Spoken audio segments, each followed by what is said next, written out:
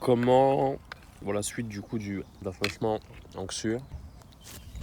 Donc suite de ce qu'on avait dit, donc les conclusions, qui étaient une peur de l'abandon, hein, une peur du rejet, une véritable peur de l'abandon, pas une véritable, non pas une véritable, mais en tout cas cette pensée qui vient de la mémoire, de la mémoire archaïque, hein, la mémoire de l'enfant.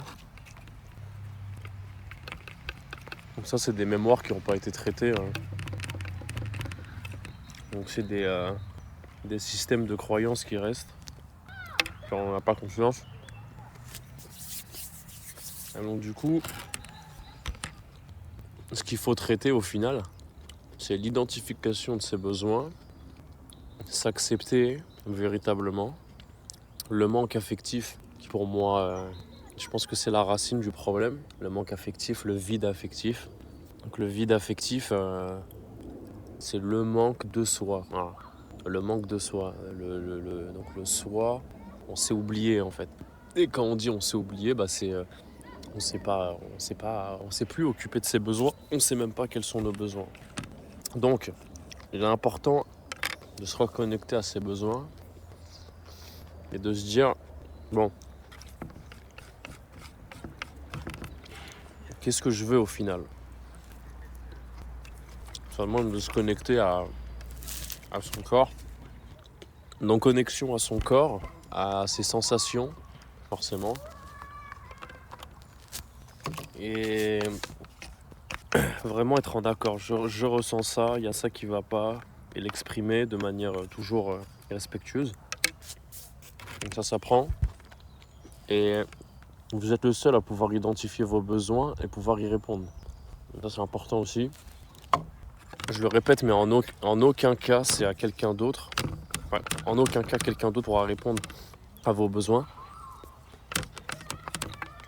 Maintenant, la fois vous pouvez exprimer vos besoins, mais ça sera vous qui aura identifié ce besoin et qui aura su y répondre parce que vous avez demandé. Exemple, un câlin pour l'affection. Donc maintenant, on va développer la notion du vide affectif. Je vois beaucoup de vidéos comment nourrir son besoin d'affection pour guérir en fait de la carence affective. Mais je vois pas vraiment de solution concrète. Donc je vais vous en donner quelques-unes. Hein. Donc si on recherche par exemple de l'affection, de la tendresse, de la sécurité, ça on va pouvoir se l'apporter déjà.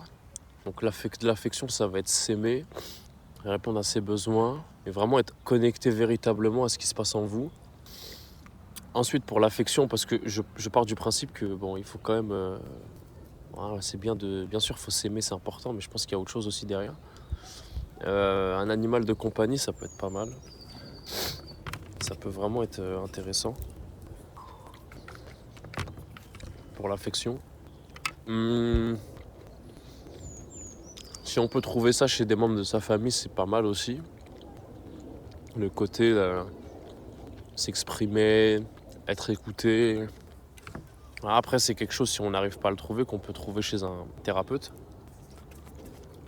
Un thérapeute répond aussi à cette problématique-là. Être écouté, avoir une écoute bienveillante, sans jugement. Et là, on revient vraiment sur des besoins fondamentaux, hein, de base. Et bon, il y a déjà ça. Pour la tendresse, si on est marié, on peut demander à son conjoint, mais faut pas non plus que ça soit excessif. Ça peut être faire un câlin à ses parents, peu importe, vraiment recréer de l'amour en fait avec ses proches.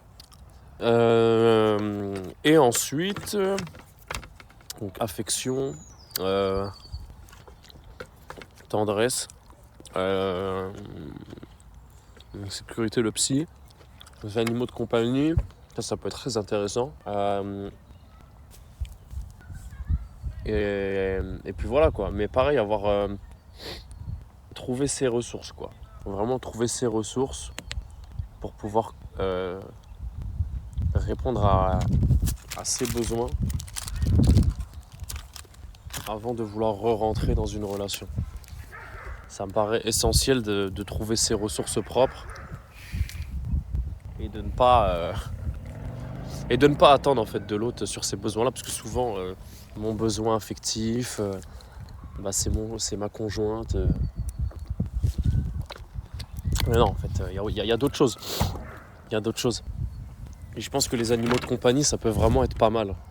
Ça peut être vraiment une bonne idée, trouver de l'amour, de l'affection, voilà, tout ça, là, ces carences-là qu'on a eues.